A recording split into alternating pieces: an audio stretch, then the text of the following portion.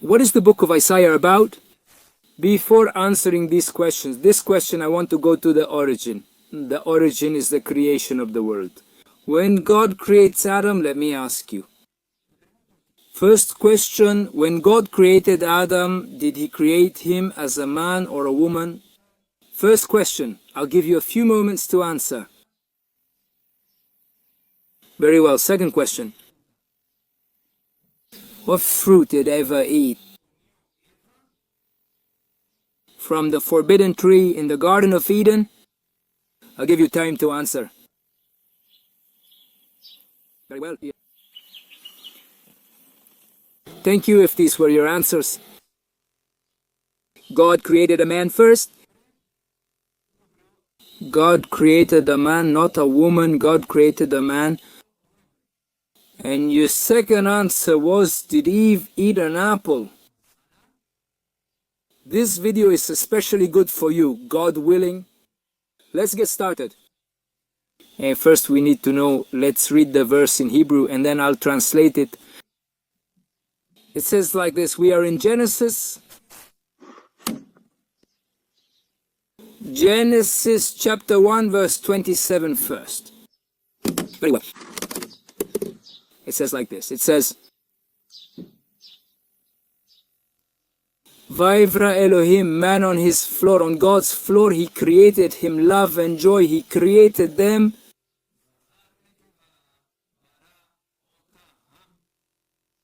I translate freely. It says like this, it says like this, it says, and God created Adam in his image, joy according to his divine image. He created him. Then it says something very important. Male and female, he created them. He created and he created them and he created them and he created them. Zahar is male, Nekeva is female, Baraotam is plural, he created them. Now you're going to understand why I'm telling you this about Adam, about the book of Isaiah and the prophet Isaiah very well. Regarding the second question, if Eve, what did Eve eat? What forbidden fruit did Eve eat in the Garden of Eden? And if you said apple, you should know that nowhere in the Torah does it say it was an apple, and our sages give different answers about what kind of fruit Eve ate. Since this isn't our topic, if you want, I invite you to check out a video on our channel from not too long ago about this subject.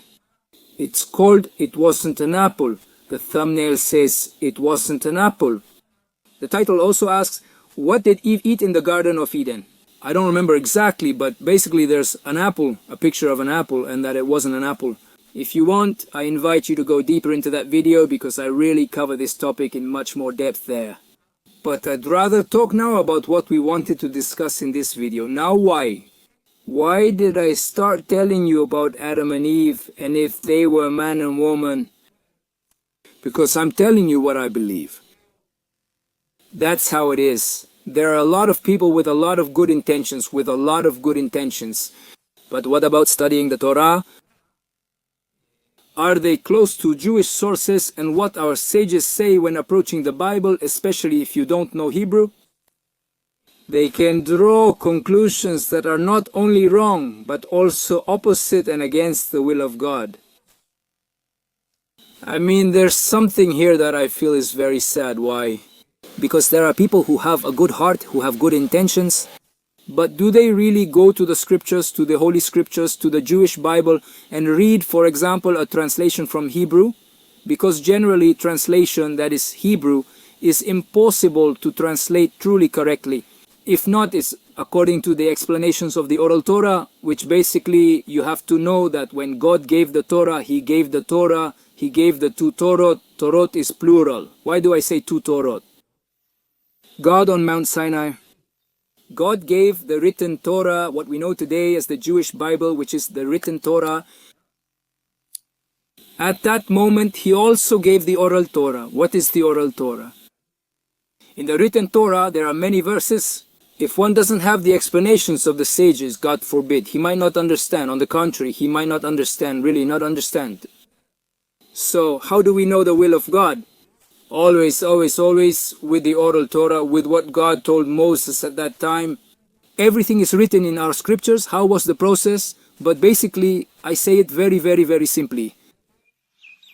That's how it begins in our book, the Tractate of Avot, from our patriarchs of the Mishnah. It's a book from about 2000 years ago, and the first Mishnah, the first teaching actually talks about this. How was the oral tradition? I'm going to try to say it from memory.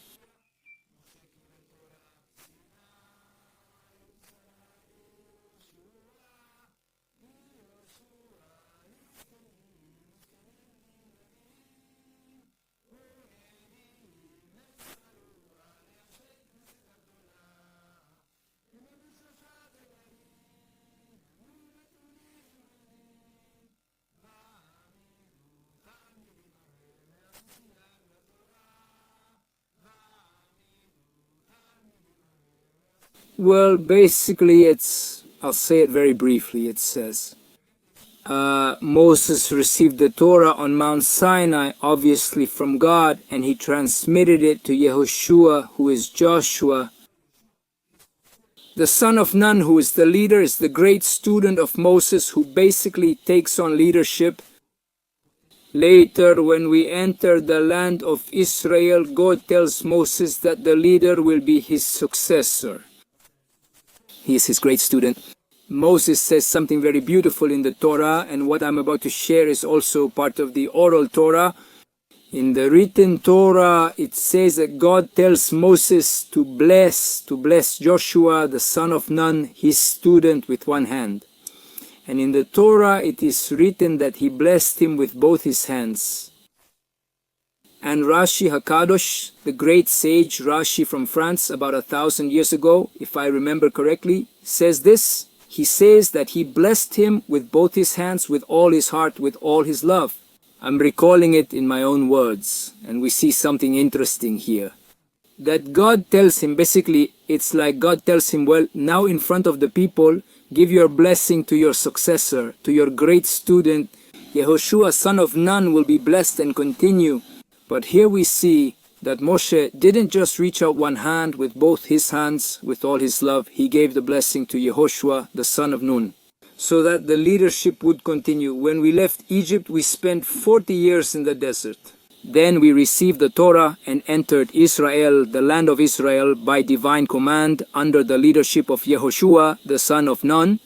And after 14 years in Gilgal, we arrived at, maybe you know the story, we arrived at the ancient city of Shiloh, where the first tabernacle stood for 369 years. We were there for almost 400 years in Shiloh, the tabernacle. Maybe you know the story of Hannah. It's in Hebrew. Anna, the mother of the prophet Samuel, and Cana, her husband, and Eli, the high priest. Impressive. Therefore, here we see that the oral Torah was given from Moses first, that is, from God to Moses. Moses gave it, revealed it to Joshua, the son of Nun. Joshua bin Nun, Joshua, the son of Nun, he taught it to the sages of that time. I'm going to try to remember the sages to the prophets and the prophets to the great assembly. From rabbi to student, generation after generation, up to today and beyond, this is clearly an unbroken, eternal chain, thank God. Therefore, here we see something very important, that there are many people who, with very good intentions, make mistakes and sometimes even go against the will of God. And here, the subject of Isaiah is a good example. It's a good example. Let's go. I'll show you the sources. Isaiah. First, let's read Isaiah chapter 41 verse 8, and later, God willing, chapter 49 verse 3. Let's see what the book of Isaiah says.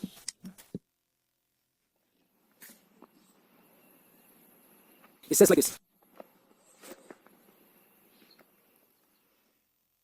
And you, Israel, my servant, Jacob, whom I have chosen, the offspring of Abraham, my friend, and you, Israel, my servant.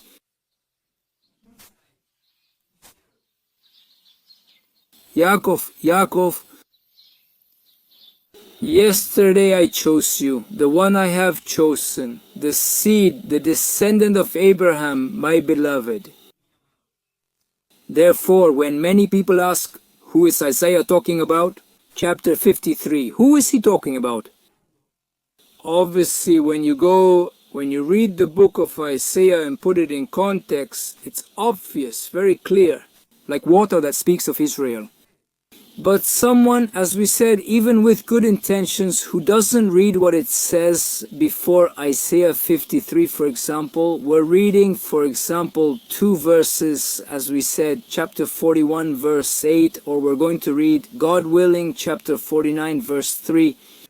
If he takes it out of context, he can say or make up anything he wants, just like with anything else. Someone grabs a book, doesn't read the beginning, doesn't read the end, takes a sentence and says this refers to something, and he can make up whatever he wants. If he takes it out of context, he can say whatever he wants.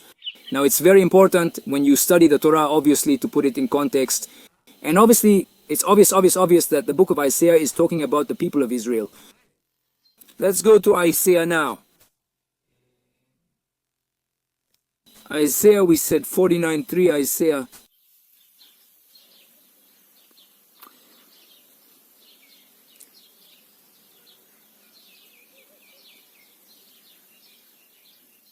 Tell me, and he says to me, man, until we ourselves live. Sorry, Isaiah, my mistake.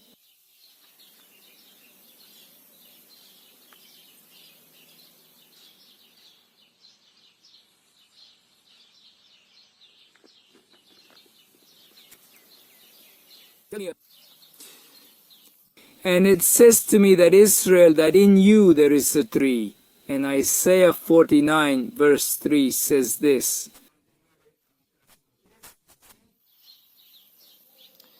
And he told me, you are my servant Israel. Yesterday I saw in you and I will boast about you. Obviously, it's crystal clear like water that the book of Isaiah, when put in the right context, speaks about the people of Israel. Now, why did I also start talking to you about Adam? And so, if the people who have taught you the Bible, or you by yourself, did you think that Isaiah chapter 53 is talking about someone who is not the people of Israel? Obviously, it's a big mistake. It's very clear that it's a big mistake. Or if you or those who taught you have told you whether you asked or didn't ask. But of course, Adam was a man. How was he a man? And a woman? Where is it written? Where is it written? If someone says that, it means they are not studying the Torah correctly. Therefore, whether they told you things about Isaiah 53, not like what I'm telling you now, or about other aspects of the Torah, of the Bible in a decontextualized way. Or they told you, for example, the fruit. Of course it's an apple. It's written that it's an apple. How can you ask that? Do you say that to someone? How can you ask? Was it an apple? I mean, if you've heard these kinds of answers, or do you realize that what they teach isn't a Jewish Torah? Clearly the Torah is Jewish. God gave the Torah to the people of Israel. That's obvious and clear. But if someone calls themselves a Bible teacher, but the Bible they teach is not a Bible according to the written Jewish Torah. In Hebrew, they can obviously speak Spanish, but their sources and understanding are in Hebrew, including its roots. Do they also know the oral Torah of the Jewish sages? If they don't meet those conditions, you have to put up a big sign, a question mark, because in a certain way, you are putting your soul and your life in the hands of people who don't know. Sources you should know. maybe with very good intentions. There can be people, like I said, there are people with very good intentions. In fact, there are many people who were precisely in worlds that were not Jewish, in religions, other beliefs, and because of a real thirst and truly good intentions, he began to study Torah, but real Torah, true Torah from the Jews. And he began to ask the Jewish sages, what do you think about this? What do you think about this? What does the Torah say about this? And slowly they began to realize that what they knew was incorrect. But thanks to God, that God opened their eyes and their hearts to understand this. But unfortunately, there are many people who don't know this, who don't know. Therefore, I speak for myself, I, the little one, I feel that it is our responsibility, the Jews, and a gift that God gives us. Health for the nations. There are many of us Jews who we try to do our best, and obviously to study Torah, to teach Torah, health for the nations. We must know that there were 2,000 years when the Israeli people were silent in a certain way because we were silent, because we must know that we had glorious moments in the land of Israel. Obviously, it was like we said a few minutes ago, that after we entered with Joshua the son of Binun, into the land of Israel, we lived in the tabernacle at Shiloh, as we said, with Hannah and Samuel, the prophet Samuel, and then King David, that is, and Solomon, King Solomon with the first temple. Moments of glory, impressive. Nations visiting Jerusalem, bringing offerings and seeking King Solomon's advice.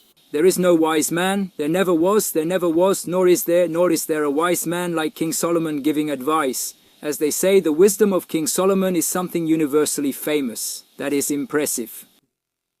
Unfortunately, the first temple in Jerusalem was destroyed. Then we went into exile for about 70 years, and then we returned to Jerusalem. Second temple, there was once again a rebirth, but unfortunately, later the second temple, the holy second temple in Jerusalem, once again, evil people destroyed it. And then what happened? We went into exile for 2,000 years. Thank God the prophecies are coming true, just as the prophet Amos says. There are many prophecies, but I want to focus on what Amos says in chapter 9, verses 14 and 15. It says, I will restore the captivity of my people Israel. They will rebuild the ruined cities and live in them. They will plant vineyards and drink their wine. They will also make gardens and eat their fruit. And I will plant them in their land, and they will never again be uprooted from the land that I have given them. That is to say, here we see how the prophecy of the prophet Amos is fulfilled. It is fulfilled. I'm going to show you a picture like this, so you can see something interesting.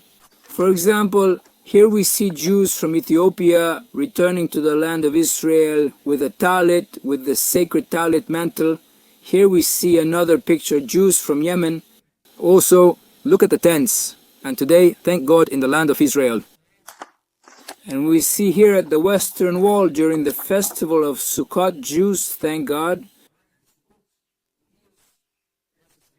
That is to say, here we see another very beautiful picture. Ethiopian Jews were flown from Ethiopia to Israel on a plane with the seats removed. Impressive, that is to say, here we also see another very moving picture. Soldiers of Tzahal, the Israel Defense Forces, putting on tefillin, the tefillin at the Western Wall, that is, and here we also see a soldier of Ethiopian origin. That is to say, it's impressive. As the God of all corners, the earth, as the prophet Amos says in his prophecy, brings us back to the land. Therefore, we must know that God, obviously, he chose his people, which is the people of Israel, and he chose his people to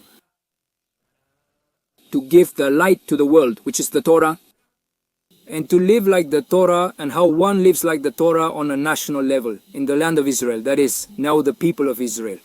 After being silent for 2,000 years because we were persecuted, inquisitions, pogroms, holocausts, however you want to call it, wars, persecuted, 2,000 years, I promise that the people of Israel have returned to their land.